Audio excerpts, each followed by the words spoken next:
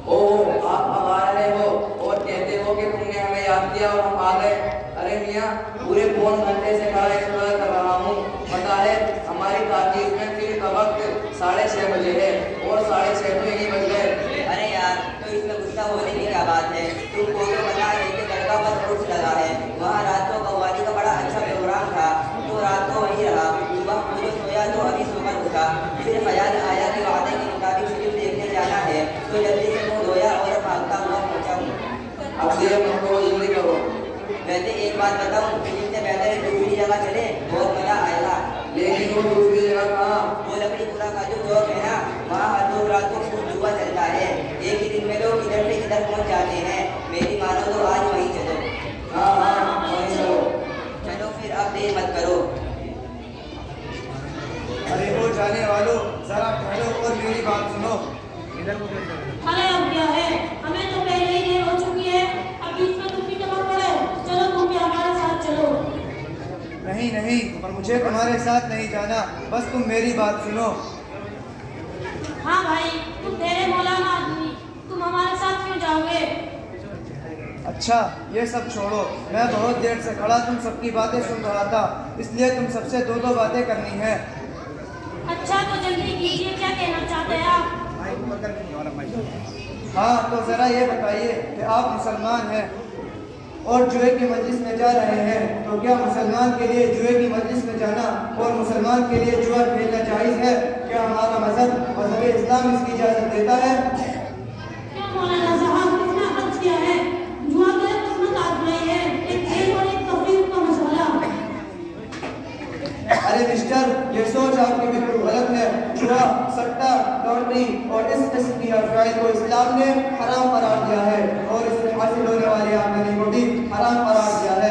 अल्लाह ताला का इरशाद है, या अय्युहल्लज़ीना आमनू इन्नमल खम्रु वल मैसिरु वल अंसाबु वल अज़लामु रिज्सुम मिन अमलिश शैतान फज्तनिबूहु लअल्लकुम तुफ्लिहून।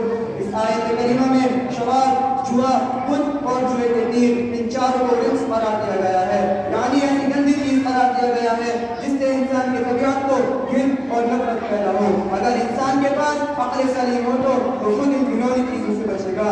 और फिर अल्लाह ने कहा, जब ये चीज गंदी है तो तुम इनसे बचो। और आखिर में फरमाया, जिसमें बतला दिया गया है कि दुनिया और आखिरत की कामयाबी इस पर मौकूफ है। इसलिए मेरे मोहतरम, मुसलमान होने की हैसियत से हमारे लिए जरूरी है कि इन शैतानी और गंदे कामों से परहेज करें और इनके करीब भी न जाए। आइए आप लोगों के अकल के छोटे में जाओ और कुछ समझाऊं। अच्छा, तुम सब मुसलमान हो और मुसलमान के घर में पैदा हुए हो, तो ज़िशान मियाँ जरा ये तो बताइए कि उसमें कितने फर्ज हैं? अरे मौलाना, सीधी सीधी बात है, उसमें 4 फर्ज हैं। नंबर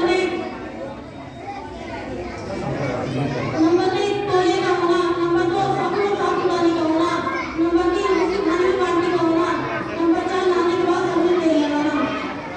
ला हौला वला कुव्वता इल्ला बिल्लाह। कितने अफसोस और शर्म की बात है कि आप पैदाइशी मुसलमान हैं और आपको पाक का भी तरीका मालूम नहीं। ज़रा मियाँ, जरा आपको बताइए कि इस्लाम में कितने अरकान हैं? मौलाना साहब, इस्लाम में 5 अरकान है। नंबर 1 गोश्त खाना, नंबर 2 मुल्क बनाना, नंबर 3 सुबह सुबह अपने घरों में कव्वाली बजाना, नंबर 4 रमजान की ईद पर नए कपड़े पहनना और नंबर 5 रमजान की ईद पर ईदगाह जाना। अस्तग़फिरुल्लाह, मियाँ, इतनी सी मुसलमानी और उसमें भी आना खानी। कितने अफसोस का मुकाम है कि हम सब मुसलमान हैं लेकिन हमें अपने दीन की मोटी मोटी चीज़ें मालूम नहीं। अरे मियाँ, जरा उस वक्त का तो तसव्वुर कीजिए जब क़यामत का दिन होगा, ज़मीन ताने पे होगी और सूरज सवा नेज़े पर आ जाएगा। उस वक्त का हालत क्या होगा? ऐसे कठिन वक्त में जुआ, सट्टा और फिल्म काम आएगी। क्या ये चीज़ें हमें अल्लाह के अज़ाब से निजात दिलाएंगी?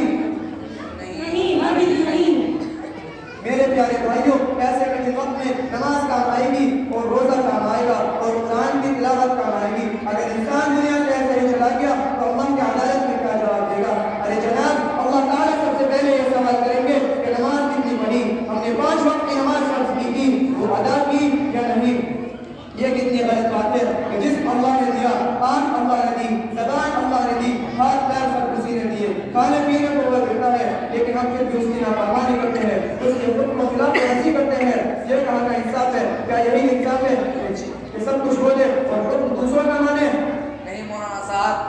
इतनी बगावत है कि सब कुछ हो दे और फिर भी उसकी इबादत ना करें। मौलाना साहब, आज आपने हमारी आंखों से गफलत की पट्टी को उतार दिया और हमको अपने नबी के आईने में साफ साफ नजर आ रहा है कि हम कितने गुनहगार हैं और अल्लाह के अहकाम से कितनी बगावत कर रहे हैं। और आप अल्लाह से दुआ कीजिए कि अल्लाह हमें इन बुराइयों से दूर रखे और हमें शरीयत रसूल सल्लल्लाहु अलैहि वसल्लम का पाबंद बना दे। आमीन। मौलाना साहब, मैं भी आपसे वादा करता हूँ कि ऐसे गंदा शैतानी कामों में कभी नहीं जाऊंगा।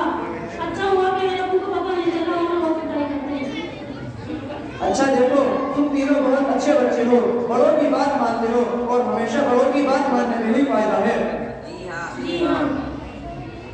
और सुनो, ईद के बाद मदरसा खुल जाएगा, तुम सब पाबंदी से मदरसे जाओ, कुरान सीखो और दीन की जरूरी बातें सीखो कि मुसलमान के लिए हराम क्या है और हलाल क्या है। तुम सहाबा किराम रज़ियल्लाहु ताला अन्हुम की जिंदगी को पढ़ो या सुनो, उन्होंने दीन हासिल करने के लिए कितनी कुर्बानियां दी है।